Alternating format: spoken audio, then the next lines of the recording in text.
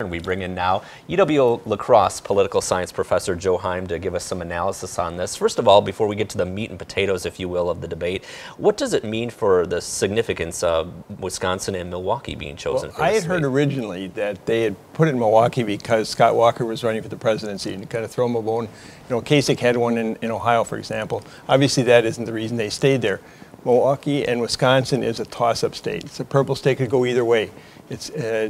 Frankly, I think if the Republicans want to regain the White House, they need a place like Wisconsin, so this is a good place. Gets national media, state media attention, maybe a little Iowa thrown in. So I think that's why they're in Milwaukee. And interestingly enough, I had this pointed out to me by a couple viewers today that the Republican Party, the birthplace, is considered to be right in Ripon back in the 1840s. So that kind of fits in too. Well, give us an idea. Who do you think stood out? Who did a good job tonight? I thought the more experienced candidates did better tonight. I thought that Rubio especially, I thought was pretty good. Bush was better than he had been in the past, but not necessarily what he really needs to do. Kasich, I thought, did real well. Rand Paul was an outlier. He was clearly an isolationist in some of these issues. He really was different than the rest.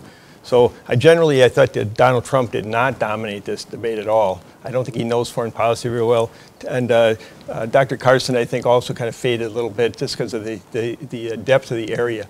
He's just not as experienced as an experienced politician would be.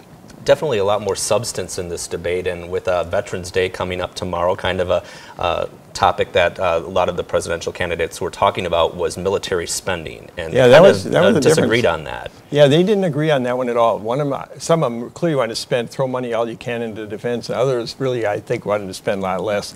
You know, they threw a lot of statistics out on that basically, but that was a key difference between some of the candidates. I'm also just curious, you know, Carly Fiorina is the only woman in these Republican candidates. How do you think she did tonight? She did okay.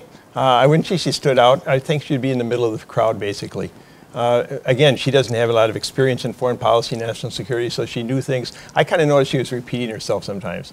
And it was kind of an indication she doesn't know a lot of facts in these areas. And real quickly, what is it going to take for that one person to stand out in one of these debates and become the eventual nominee? This is a fourth debate, and I think they're getting used to debating each other. And I think it's going to be harder and harder to really stand out compared to the rest of them, because you kind of learn how to do this stuff as time goes on. But I do think that as time goes on, the more experienced candidates, the people that do live in Washington, that know what's going on, that have run states, are going to do better. All right. Thanks very much, Joe, for your time tonight. As always, appreciate it.